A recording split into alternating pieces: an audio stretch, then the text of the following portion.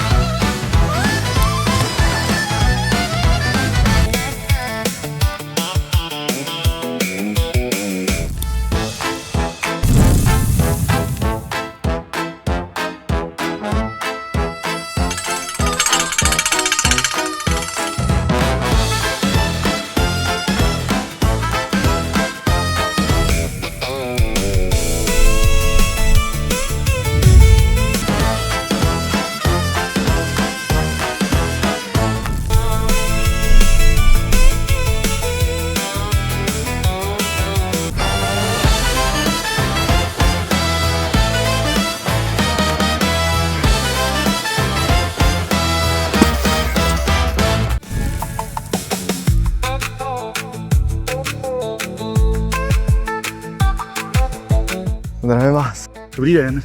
Tady to máte. Já mu to fakt závidím. To věřím. Tohle se prodává fakt těžko, když to člověk chce sám.